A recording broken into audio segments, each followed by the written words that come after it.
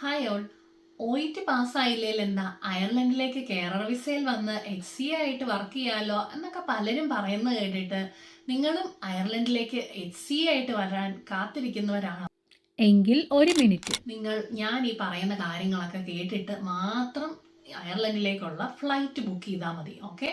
കാരണം ഞാൻ ഇന്ന് നിങ്ങളോട് പറയുന്നത് അയർലൻഡിലേക്ക് ഈ 2026 HCA ആയിട്ട് വരുന്നതുകൊണ്ട് എന്തെങ്കിലും ഒരു പ്രയോജനം ഉണ്ടോ, ഈ കാര്യങ്ങളെക്കുറിച്ചാണ് നമ്മൾ മെയിനായിട്ട് ഇന്ന് പറയാൻ പോകുന്നത്. അപ്പം ഒട്ടും വൈകാതെ തന്നെ വീഡിയോയിലേക്ക് കടക്കാം. നമ്മൾ പറയുന്നത് കേട്ടിട്ടുണ്ടായിരിക്കാം കേരള വിസയിൽ വരാം, കേരള വിസയിൽ പോകാമല്ലോ എന്നൊക്കെ. അപ്പം നിങ്ങൾ വിചാരിക്കുന്ന പോലെ കേരള വിസ അങ്ങനെ ഒരു സ്പെസിഫിക് ആയിട്ടുള്ള വിസ നമുക്ക് ഇല്ല. അതായത് നമ്മൾ അയർലൻഡിലേക്ക് HCA അല്ലെങ്കിൽ ഹെൽത്ത് കെയർ അസിസ്റ്റൻ്റ് ആയിട്ട് വരുന്നത് ഇവിടുത്തെ ജനറൽ വർക്ക് പെർമിറ്റ് വിസയിലാണ് നമ്മൾ വരുന്നത്. അപ്പം ഇങ്ങനെ പറഞ്ഞ് അതൊരു കേരള വിസ എന്നുള്ള രീതിയിലേക്ക് ആയതാണ്. ഓക്കെ, നെക്സ്റ്റ് വണ് നമുക്ക് ഇനിയിപ്പം ഹെൽത്ത് കെയർ അസിസ്റ്റൻ്റ് അല്ലെങ്കിൽ HCA എന്ന് പറയുന്ന എന്താണ്, അവരുടെ ജോബ്സ് ആൻഡ് റെസ്പോൺസിബിലിറ്റീസിനെ കുറിച്ച് അറിയത്തില്ലാത്തവർക്ക് വേണ്ടി മാത്രമായിട്ട് ഞാൻ പറയാണ്. ഹെൽത്ത് കെയർ അസിസ്റ്റൻസ് എന്ന് പറഞ്ഞാൽ നേഴ്സുമാരെ, സിമ്പിളായിട്ട് പറഞ്ഞാൽ നേഴ്സുമാരെ അസിസ്റ്റ് ചെയ്യുന്നവർ. അവരുടെ ജോബ്സ് ആൻഡ് റെസ്പോൺസിബിലിറ്റീസ് എന്ന് പറയുന്നത് മെയിനായിട്ട് ഇപ്പം നഴ്സിംഗ് ഹോംസിലൊക്കെ ആണെങ്കിൽ പേഷ്യൻസിനെ, അല്ലെങ്കിൽ ഹോസ്പിറ്റൽസിലാണെങ്കിൽ പോലും പേഷ്യൻസിനെ രാവിലെ എണീപ്പിക്കുക, അവർക്ക് ടോയ്ലറ്റ് ചെയ്യിക്കുക, അവരെ ക്ലീൻ ചെയ്യുക, അത് കഴിഞ്ഞ് അവരെ ഷവർ അല്ലെങ്കിൽ ബോഡി വാഷ് കൊടുക്കുക, അത് കഴിഞ്ഞ് അവർക്ക് ഡ്രസ്സ് മാറ്റി കൊടുക്കുക, അവരെ ഫീഡ് ചെയ്യുക, അവരെ വാക്കിങ്ങിന് കൊണ്ടുപോവുക, അവരെ മൊബിലൈസ് ചെയ്യാൻ പറ്റാത്തവരെ ആണെങ്കിൽ മൊബിലൈസ് ചെയ്യാനായിട്ട് അസിസ്റ്റൻസ് കൊടുക്കുക. പിന്നെ ബെഡ് റിഡൻ ആയിട്ടുള്ള പേഷ്യൻസ് ആണ്, ഇൻകോണ്ടിനൻറ്റ് വിയേഴ്സ് യൂസ് ചെയ്യുന്നുണ്ടെങ്കിൽ അത് കറക്റ്റ് സമയത്ത് യൂസ് ചെയ്യുക, പിന്നെ അവരെ മെൻ്റലി ഫിസിക്കലി സപ്പോർട്ട് ചെയ്യുക, പിന്നെ അങ്ങനെയുള്ള കാര്യങ്ങളെല്ലാം HCAസിൻ്റെ ജോബ്സ് ആൻഡ് റെസ്പോൺസിബിലിറ്റീസിൽ വരുന്ന കാര്യങ്ങളാണ്. അപ്പോൾ ഇങ്ങനെയുള്ള കാര്യങ്ങളൊക്കെയാണ് മെയിനായിട്ട് അവരുടെ ഡ്യൂട്ടീസ് എന്ന് പറയുന്നത്. ഓക്കെ, അപ്പോൾ നമുക്ക് നമ്മുടെ വിഷയത്തിലേക്ക് വരാം. ഈ 2026 അയർലൻഡിലേക്ക് HCA ആയിട്ട് വന്നാൽ എങ്ങനെയാണ് കാര്യങ്ങൾ എന്നതിനെക്കുറിച്ച് നമുക്കൊന്ന് നോക്കാം. ഓക്കെ, അപ്പം ഈ 2026 അയർലൻഡിലേക്ക് HCA ആയിട്ട് വരുന്നതുകൊണ്ട് എന്തെങ്കിലും ജോബ് ഓപ്പർച്യൂണിറ്റീസ് കാര്യങ്ങൾ ഉണ്ടോ എന്ന് ചോദിച്ചാൽ തീർച്ചയായിട്ടും ഉണ്ട്. അയർലൻഡിൽ HCA അല്ലെങ്കിൽ ഹെൽത്ത് കെയർ അസിസ്റ്റൻ്റ് എന്ന് പറയുന്നത് വളരെ ഡിമാൻഡിങ് ആയിട്ടുള്ളൊരു ജോബ് പ്രൊഫഷനാണ്. അതായത് നമുക്ക് നേഴ്സുമാരെ വേണ്ട പോലെ തന്നെ ഹെൽത്ത് കെയർ അസിസ്റ്റൻറ്റിനെയും എല്ലാ ഹോസ്പിറ്റൽസിലും നഴ്സിംഗ് ഹോംസിലും ആവശ്യമാണ്.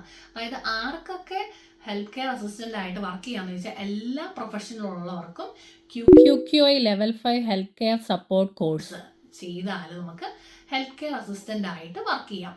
പക്ഷേ ഇപ്പോൾ നമ്മൾ നാട്ടിൽ നേഴ്സ് അല്ലെങ്കിൽ social worker social care worker അങ്ങനെ ഏതെങ്കിലും ഫീൽഡിലാണ് നമ്മൾ വർക്ക് ചെയ്തത്, പക്ഷെ നമുക്ക് OET പാസ്സാകാൻ പറ്റിയില്ലെങ്കിൽ നമുക്ക് നേരെ തന്നെ ഹെൽത്ത് കെയർ അസിസ്റ്റൻ്റ് ആയിട്ട് നമുക്ക് ഇവിടെ അയർലൻഡിൽ വർക്ക് ചെയ്യാൻ പറ്റും. ഓക്കെ, അപ്പം നെക്സ്റ്റ് പറയാനുള്ളതെന്ന് വെച്ചാൽ എവിടെയൊക്കെയാണ് മെയിനായിട്ട് അവരുടെ ജോബ്സ് റോൾസ് ഏതൊക്കെ വിഭാഗത്തിലാണെന്ന്.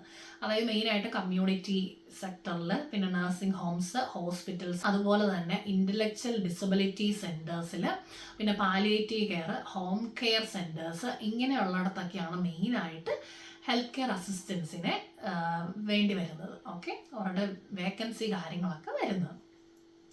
സെക്കൻഡ്ലി പറയാനാണെങ്കിൽ ജോബ് വേക്കൻസി ഉള്ള പോലെ തന്നെ നല്ലൊരു സാലറി പാക്കേജ് നമുക്ക് അയർലൻഡിൽ ഹെൽത്ത് കെയർ അസിസ്റ്റൻ്റ് ആയതിന് നമുക്ക് കിട്ടുന്നുണ്ട്. അതായത് പെർ ആനുവൽ നമുക്ക് 28,000 to 32,000 ആണ് യൂറോ ആണ് നമുക്ക് സാലറി ആയിട്ട് വരുന്നത്. അതായത് നമ്മുടെ നാട്ടിലെ ഒരു 32 ലക്ഷം രൂപ വരെ നമുക്ക് ആനുവലി നമുക്കിവിടെ സാലറി നമുക്ക് ഓഫർ ചെയ്യുന്നുണ്ട്.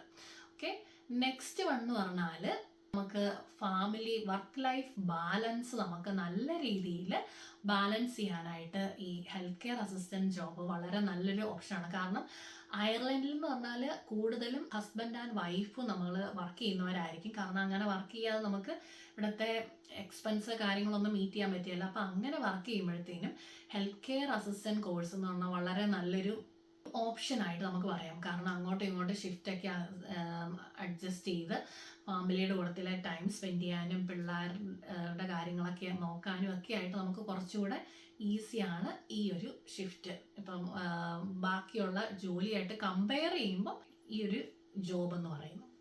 പിന്നെ അടുത്തൊരു ബെനിഫിറ്റ് എന്ന് പറഞ്ഞാൽ നിങ്ങളിപ്പോൾ ഒരു നേഴ്സാണ്, ഒപ്പം OET പാസ്സാകാൻ നിങ്ങൾ ഹെൽത്ത് കെയർ അസിസ്റ്റൻ്റ് ആയിട്ട് അയർലൻഡിലേക്ക് വന്നതാണെങ്കിൽ ഇവിടെ വന്നിട്ടും OET ഒക്കെ പഠിച്ച് പാസ്സാകാനായിട്ടുള്ള അവസരങ്ങളുണ്ട്. കാരണം നമുക്ക് ഇവിടെ വന്ന് HC ആയിട്ട് വർക്ക് ചെയ്യുമ്പോഴത്തേനും നമുക്ക് ഇവിടുത്തെ ജോബ് റോൾസ് അല്ലെങ്കിൽ ഹെൽത്ത് കെയർ സെക്ടർ എന്താണ്, എന്തൊക്കെയാണ് ഇവിടുത്തെ നേഴ്സുമാരുടെ ആണെങ്കിലും ഒരു ഹോസ്പിറ്റൽ സെറ്റപ്പ്, അവരുടെ മെയിൻ റോൾസ് കാര്യങ്ങളൊക്കെ എങ്ങനെയാണെന്നുള്ളതിൻ്റെ ഒരു ഓവറോൾ ഐഡിയ നിങ്ങൾക്ക് കിട്ടും. അതുപോലെ തന്നെ നിങ്ങളുടെ കമ്മ്യൂണിക്കേഷൻ സ്കിൽസ് വളരെ നല്ല രീതിയിൽ ഇമ്പ്രൂവ് ആകാനും ഇത് നിങ്ങളെ ഹെൽപ്പ് ചെയ്യും. ഓക്കെ, നെക്സ്റ്റ് ഒരു ബെനിഫിറ്റ് എന്ന് പറഞ്ഞാൽ നമുക്ക് ഹെൽത്ത് കെയർ അസിസ്റ്റൻ്റ് ആയിട്ടാണ് ഇവിടെ വരുന്നതെങ്കിലും നമുക്ക് നിശ്ചിത സമയകാലത്തോളം ഇവിടെ താമസിക്കുമ്പോഴത്തേനും നിങ്ങൾക്ക് ഫാമിലിനെ കൊണ്ടുവരാനും പറ്റും. ഓക്കെ, അപ്പം എല്ലാ കാര്യങ്ങൾക്കും ഒരു പോസിറ്റീവ് ആൻഡ് നെഗറ്റീവ് സൈഡ് ഉണ്ടെന്ന് പറയുന്ന പോലെ തന്നെ ഈ ഹെൽത്ത് കെയർ അസിസ്റ്റൻ്റ് ആയിട്ട് ഇവിടെ വരുമ്പോഴും നമുക്ക് ചെറിയൊരു നെഗറ്റീവ് സൈഡും കൂടെ ഉണ്ട്. അതെന്തൊക്കെയാണെന്ന് നമുക്ക് ഒന്ന്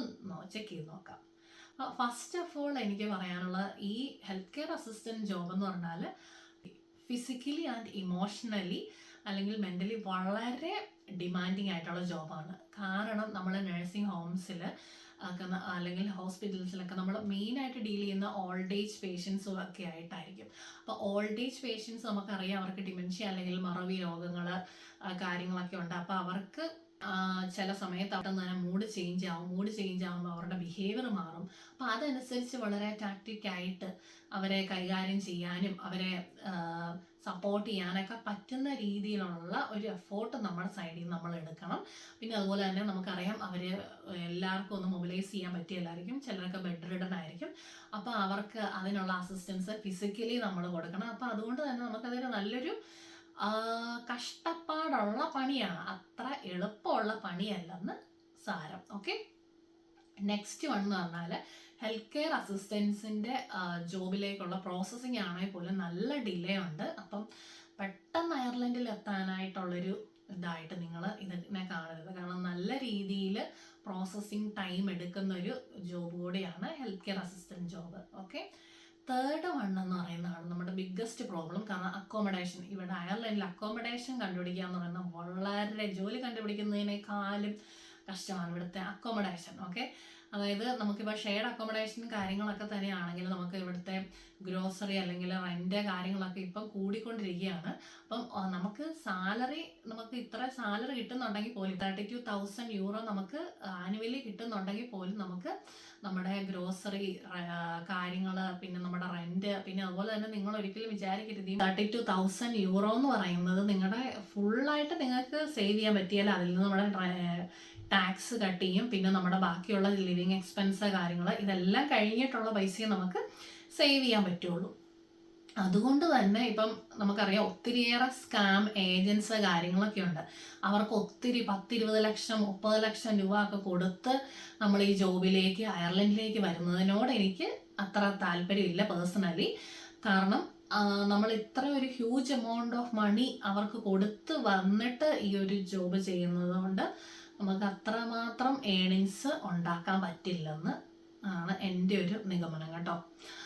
പിന്നെ എനിക്ക് പറയാനുള്ളതെന്ന് വെച്ചാൽ ഇവിടെ നേഴ്സുമാർക്ക് ഹെൽത്ത് കെയർ അസിസ്റ്റൻ്റ് ആയിട്ട് വന്നിട്ട് OET ഒക്കെ പാസ്സായി നേഴ്സായിട്ട് വർക്ക് ചെയ്യുന്ന ഒട്ടനവധി നേഴ്സുമാരെ ഞാൻ കണ്ടിട്ടുണ്ട്. പക്ഷെ കഷ്ടപ്പെടാനുള്ള ഒരു മനസ്സും ഒക്കെ നമുക്കുണ്ടെങ്കിൽ മാത്രമേ പറ്റുള്ളൂ. അതായത് ഈ ജോബ് ഞാൻ പറഞ്ഞു ഫിസിക്കലി നല്ല രീതിയിൽ ഡിമാൻഡിങ് ആയിട്ടുള്ള ജോബാണ്. അപ്പം നമ്മുടെ ഈ ഡ്യൂട്ടി കാര്യങ്ങൾക്കിടയിൽ, കാരണം നമുക്ക് നൈറ്റ്സ് ഉണ്ടാകാം, വീക്കെൻഡ്സ്, വീക്ക് ഡേയ്സ്, എല്ലാ ഷിഫ്റ്റുകളും നമുക്കുണ്ടാകാം.